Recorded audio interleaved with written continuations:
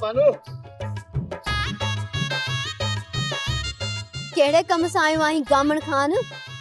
मूं ॿुधो त तुंहिंजो मासाद आयो आहे पर मुंहिंजी हिकिड़ी ॻाल्हि यादि रखजां उन सां शादी न कजां हू वॾो किनो माण्हू अथई ॻाल्हि ॿुध तोखे इहो कंहिं चयो त मां हुन सां शादी करण वारी आहियां?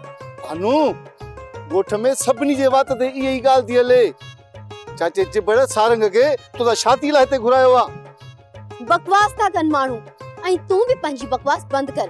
भानू हुनखे ढंढ में हण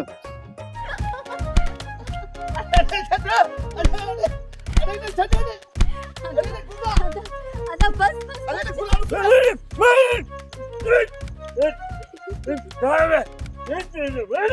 तू वरी खिली थी चिमनी कुटिया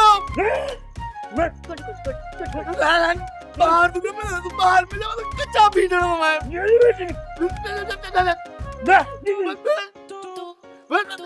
चलीस बस चलीस घणो थी वियो। रईस साहब जो हुकम आहे तव्हां छा खाईंदव? चओ तोखे ख़बर न आहे त मुंहिंजी मानी हवेली मां ईंदी आहे उहा किथे आहे? मूंखे का बि ख़बर न आहे। साहब चयो त मानी जो पुछा करे किथे आहे तुंहिंजो सूबेदार? किथे आहे इहो नमक हराम? सॾु करी छॾे सूबेदार बचल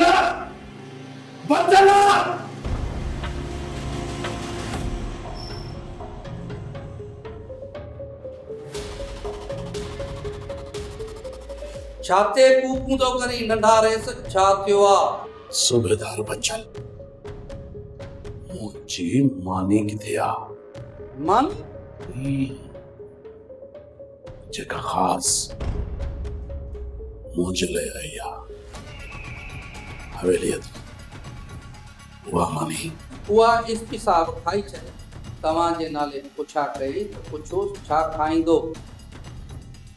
सूबेदार तू इहो न विसार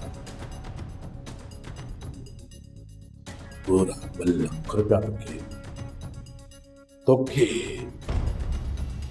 बाबा सही ॾिना आहिनि सिर्फ़ ऐं सिर्फ़ मुंहिंजी क़िस्मत जे लाइ मुंहिंजी क़िस्मत जे लाइ। शहरोज़ खान जॾहिं पाण ते मुसीबत ईंदी आहे त पोइ ॿियो को यादि नाहे ईंदो। एसपी साहब तव्हांजे हवाले सां पल पल जी रिपोर्ट वठी रहियो आहे। बाक़ी छा?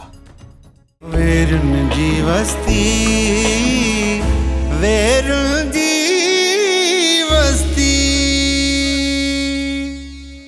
सब्सक्राइब कयो असांजो ऑफिशियल YouTube चैनल सिन टीवी HD ड्रामा ऐं वधीक अपडेट लाइ बेल आइकन खे क्लिक करियो।